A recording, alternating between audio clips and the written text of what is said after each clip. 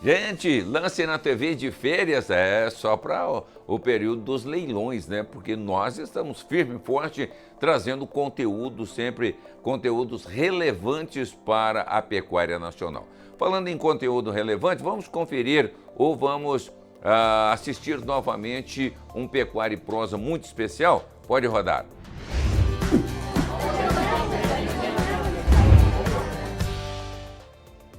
O Pecuária e Prosa de hoje traz um aprendizado, ou melhor, nós vamos tirar uma dúvida. O que nós podemos aprender do cavalo, trazer a experiência do cavalo para o melhoramento genético e para a evolução dos bovinos, seja ela a raça Nelore ou uma outra raça.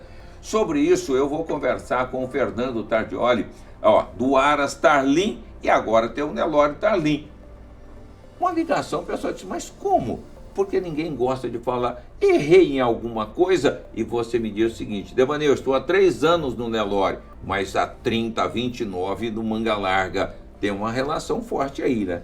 Olá, Deva, prazer estar aqui com você. Sem dúvida nenhuma, tem uma relação fortíssima. Eu costumo dizer, e não é brincadeira, de que tudo que a gente fez de errado no Manga Larga até chegar no caminho certo, são 29 anos e evidentemente a gente não nasceu acertando, a gente já começou no Nelore Tarlim fazendo do jeito certo em função desse grande aprendizado e de muitos anos tomando paulada no cavalo.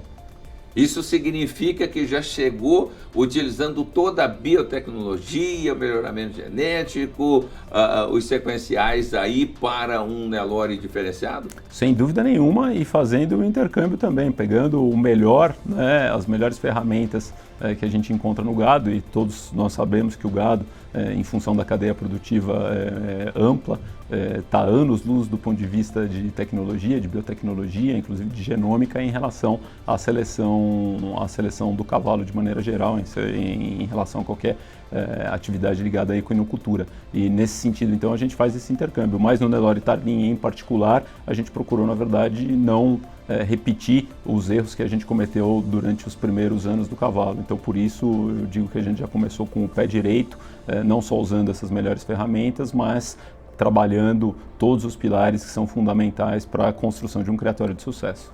E é interessante isso, gente, porque o Dr. Fernando Tardioli, olha, é advogado, é paulistano, pecuarista de paixão e apaixonado por equinos. Um conjunto realmente muito interessante. Isso ajuda, esse conhecimento ajuda, e muita gente pode dizer o seguinte, como que um paulistano é tão apaixonado pelas coisas da roça assim?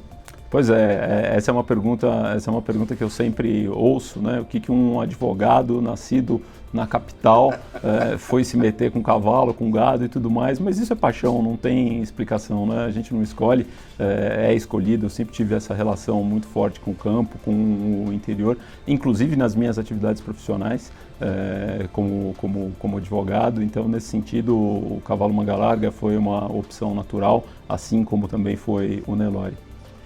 Isso é interessante isso, viu, gente? É bom nós entendermos isso, e eu fico muito feliz, Fernando, porque poucas as pessoas têm a coragem de dizer o seguinte, errei, aproveitei tudo que eu errei no cavalo para evoluir no Nelore, e você tem esse desprendimento, você tem isso muito a seu favor. Agora, não só errar no cavalo, mas você chegou no estágio do cavalo, do sequencial, do melhoramento, da genômica, e aí você trouxe isso para o bovino também. Como que o investidor conhece cada vez mais o que o Tarlim realiza, o Criatório Nelore Tarlim ou o Aras Tarlim realiza? Tem um endereço, como que se aproxima do criatório de vocês? Na verdade, a gente não pode só contar a história bonita, como qualquer atividade empresarial, e o cavalo e o gado, evidentemente, são atividades profissionais. A gente tem desafios, a gente tem erros também antes dos acertos. E nesse sentido, a gente tem inclusive uma obrigação de incentivar outros criadores a persistir, a buscar a excelência nessas atividades. E o que é muito mais difícil quando a gente vem, na verdade, da cidade, de uma família absolutamente sem nenhum tipo de tradição na equinocultura, na pecuária, no agronegócio de uma maneira geral. Mas todos aqueles que tiverem interesse em conhecer o nosso trabalho, eles podem fazer contato conosco nas redes sociais, né, seja pelo Instagram com Aras Tarlim, seja no nosso site www.mangalargadatarlim.com.br, entrar em contato conosco, a gente está à disposição para trocar ideia, para conversar, porque falar de paixão é sempre um prazer enorme. Não tenha dúvida. E de coisas que traz lucratividade. Muito obrigado. É sempre uma alegria e um prazer tê-lo aqui conosco. Muito obrigado, Deva. Acerto. E o Pecuária em Prosa vai ficando por aqui, trazendo sempre inovações e assuntos que agregam no seu criatório.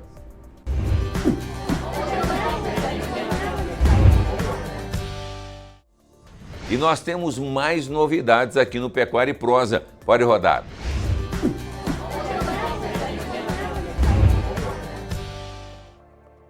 Pecuária e Prosa de hoje traz o assunto segurança no agro. E nós vamos conversar mais uma vez com Carlos Zumerli, especialista em segurança no agro. Carlos, esses números, nós temos acesso a essas informações? Existem esses números do crime do agronegócio? Olha, Deva, vou ser honesto para você. Como é que é feita essa contabilização? O produtor é roubado ou furtado, ele vai a uma delegacia e essa ocorrência, ela entra numa vala comum. Hoje nós não temos, a exemplo do roubo de carga, a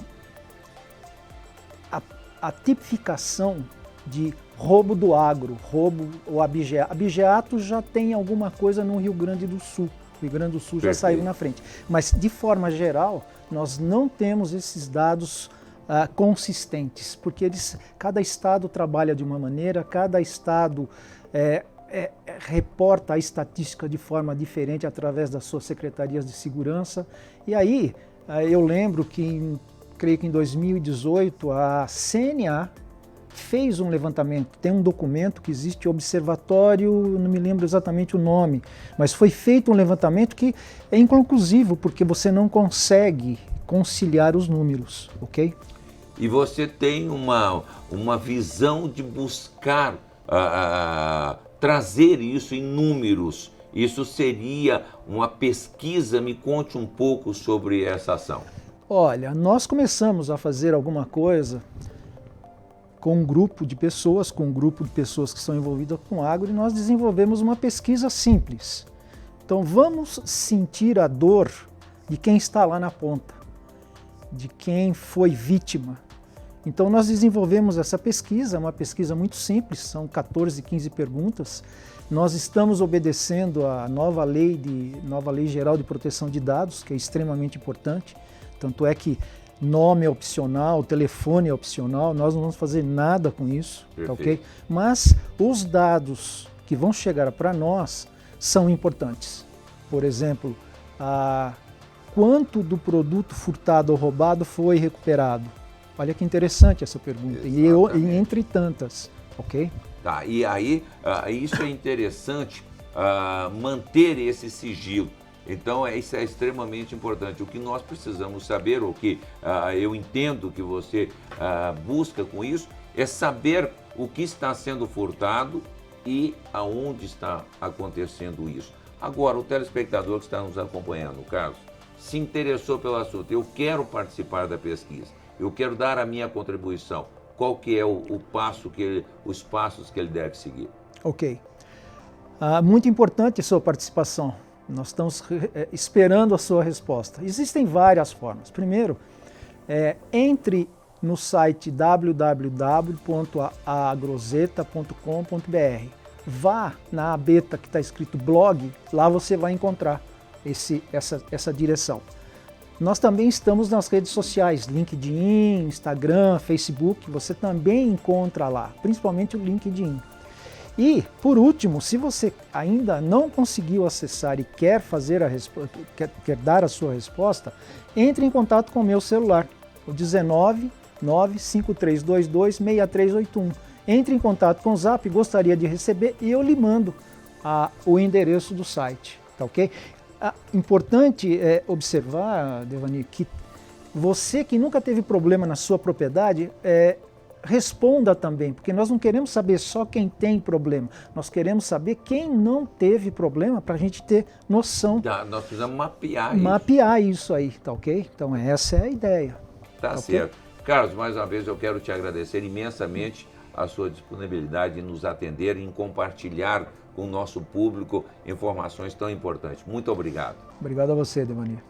Tá certo, olha só, levantar dados. Então você, mesmo eu quero repetir as palavras do Carlos, mesmo que você não tenha problemas aí na sua propriedade, espero que não, né, mas responda esse questionário, é simples, é rápido, é prático, não precisa se identificar, mas nos ajude a mapear o crime no Brasil.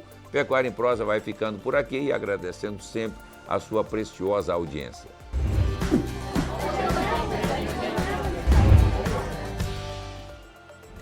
Viram só que bacana? Isso é um show de oportunidades. Agora nós vamos a um breve intervalo comercial, mas será rapidinho, estaremos de volta com mais informações.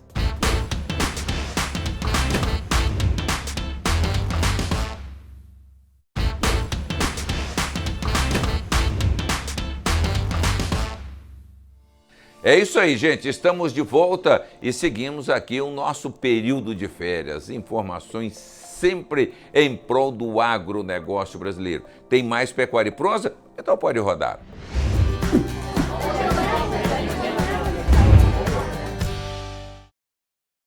Pecuária e Prosa de hoje tem um foco muito interessante em sustentabilidade. Para isso nós precisamos cuidar bem dos nossos animais, mas nós precisamos também nos preocupar com a questão do solo, com a questão das forragens, uma série de coisas. E é sobre isso que eu quero conversar com o Tunico Grisi da Fazenda Santanice, que tem um processo muito interessante para compartilhar conosco. Porque os dados, todas as informações, uma pecuária funcional também precisa estar alinhada com sustentabilidade e, claro, com respeito ao meio ambiente, recuperação de solo, preparos importantes. E vocês têm um trabalho muito focado com essa visão, né, Tonico? Sim, Deva. A gente, há alguns anos, né, que a Santanice começou a trabalhar com o que a gente chama de agropecuária regenerativa, né, um projeto que é tocado pelo Marcelo, meu irmão, né, nós estamos ainda engatinhando dentro desse trabalho, mas é algo que nos motiva muito, né, o propósito dele é muito nobre, que justamente é você realmente adotar práticas no dia a dia da sua fazenda que busquem regenerar o seu solo e a vida que tem num solo saudável, né? O solo, um solo saudável tem milhares de micro-organismos, fungos, bactérias, protozoários, amebas, nematóides, né, que tem um papel muito importante dentro da natureza, né? A planta, ela faz a fotossíntese, né? O resultado da fotossíntese é o carbono. O carbono, em partes, ela usa para crescer, em partes para alimentar essa vida no solo. E essa vida no solo, em troca desse carbono, faz toda essa ciclagem de nutrientes e devolve para a planta o que ela precisa e na hora que ela precisa, né? Então, você realmente tem que olhar para a sua fazenda como um todo, como um sistema holístico, né? Um ecossistema de fato, onde você vai adotar práticas que justamente ajudem nessa inter-relação que existe entre o boi, a planta e os micro-organismos de um solo saudável. Essa é a pecuária que a gente está buscando fazer dentro da Santanice. Como eu disse, estamos aprendendo muito com isso. Várias frentes, né, que a gente trabalha, compostagem, né, todo o material que a gente coleta no nosso confinamento.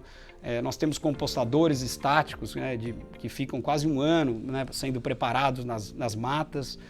Trabalhamos com mix de planta, né, principalmente com mix de inverno, né? A natureza, ela precisa ser diversa, é importante que você tenha variedade na natureza.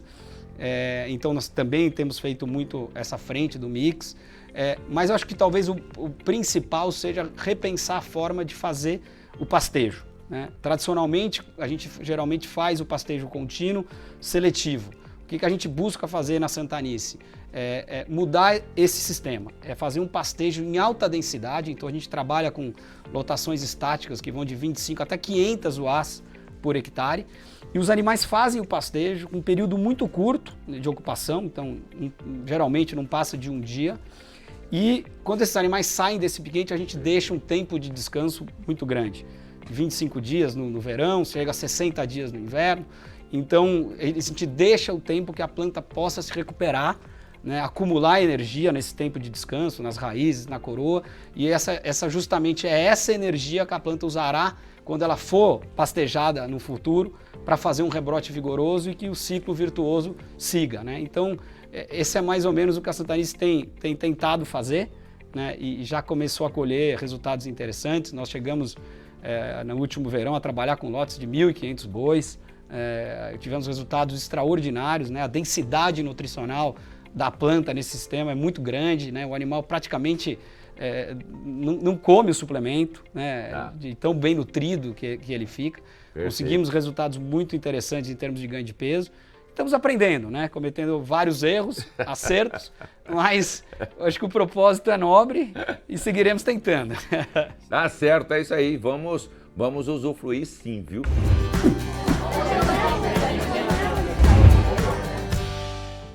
É isso. Tá aí todos os nossos conteúdos de extrema importância. Eu adoro muito rever esse material e nós temos mais produtos.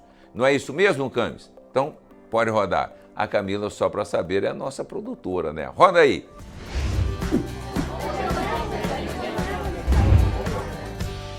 E o Pecuária e Prosa de hoje traz um convidado muito bacana e especial. O Wagner Aguilar, que é da Codelaria Aguilar, com formação, é administrador, pós-graduado em marketing e propaganda, foi já professor, enfim, consultor de economia, mas eu quero saber um pouco mais dessa história. Tudo a ver com cavalo, né? Mas tem a comercialização. Prazer estar conosco. Vamos compartilhar um pouco dessa história, Wagner. Prazer todo meu, prazer a vocês, telespectadores e a toda a equipe do Canal Rural. Bacana essa história. Essa história começou porque o cavalo, ele me ajudou. Ele foi uma terapia. Eu com 28 anos, workaholic, como a maioria acho que das pessoas, né? Eu senti a necessidade de ter algum esporte ao ar livre. E me indicaram o cavalo. E o cavalo realmente foi na veia. É algo impressionante. Passear. Aí eu fiz várias cavalgadas, fui para o Rio de Janeiro, de Ribeirão Preto para o Rio, fui para Altinópolis, Serra da Canastra, enfim, muito bacana. E aí, no segundo momento, eu fiquei com vontade de criar. E quando eu comecei a criar, como todo criador, a gente não estuda tanto o assunto, a gente começa a comprar matrizes. E aí eu senti a necessidade que eu tinha que estudar também. A como não só passear. A se profissionalizar. A ter uma gestão. Isso é muito importante. E a minha área é isso, né? Exato. Como hoje eu dou planejamento para grandes empresas, me perguntavam, e seu Aras da break-even? Eu falei, vou ter que aprender a vender. Lógico. Nesse momento, há 15 anos atrás, eu lancei um site, um e-commerce. Perfeito. E naquele momento eu fui até muito criticado, né? Você vai vender cavalo pelo site, ninguém vai comprar. Mas eu tinha as empresas leiloeiras, os canais que já vendiam à distância, né? Eu falei, exato. Nossa, cavalo é mágica, é impulso, é vontade, é paixão, né? E deu muito certo, Nessa trajetória a gente vendeu aí por ano, a gente vendia 120, 130 cavalos, e já são mais de 1.400 cavalos comercializados hoje. Perfeito. Só que tem uma técnica, tem uma responsabilidade. Quando você vende um cavalo para alguém, na verdade eu não falo que a palavra é vender, eu conecto um indivíduo com outro indivíduo. Ótimo. Muito importante isso. Porque as pessoas, cada uma tem uma necessidade diferente. Cada uma quer para passear, outra quer para ser atleta, outra quer para criar, outra quer para escovar. E você outro tem que... quer para inserir os filhos no agro. E hoje muitas pessoas das grandes cidades, das grandes metrópoles, vão até o Aras, que é perto, e elas querem passar o dia na fazenda, né? O dia no Aras, com a criança tendo esse contato com o animal. E aí você tem que achar um indivíduo, porque tem um respeito muito importante pelo cavalo e pela natureza. Nós temos que dar um patrão para ele, ou seja, um dono para ele que vai cuidá-lo e vai respeitá-lo. E esse dono também, que esse cavalo tem aderência e atratividade. É um casamento, é uma história sem fim. Quando você faz isso, você conecta. E você faz toda essa reputação. E essa reputação, essa credibilidade nesses 20 anos, fez com que, de repente, a gente tornasse um Aras com um maior número de seguidores no YouTube. Você vê, eu comecei a andar a cavalo e hoje nós temos mais de 172 mil inscritos no YouTube, ganhamos uma condecoração, uma placa, e é um dos únicos aras, acho que no mundo, que tem essa marca de seguidores.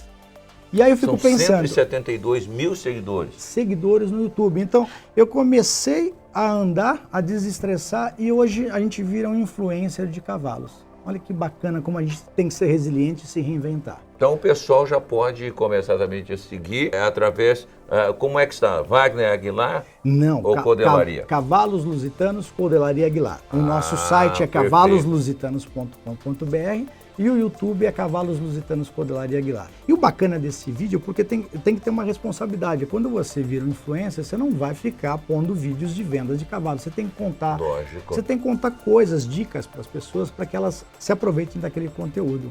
Isso foi muito interessante. E essa história toda fez com que a gente também tivesse hoje cavalos para as pessoas adotarem um cavalo. Então elas adotam um cavalo, pagam uma diária e vão lá e passam para os seus filhos um momento agradável.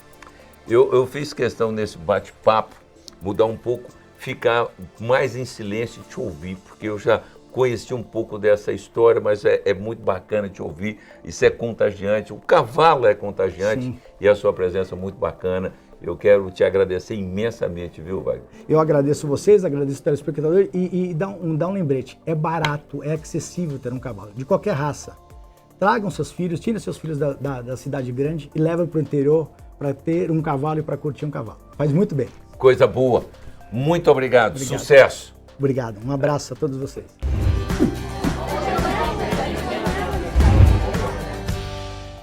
Bacana, pessoal. Ótimo, coisa maravilhosa. Eu adoro esse período de férias que nós vamos relembrando aí quanta coisa boa acontece aqui no Lance na TV.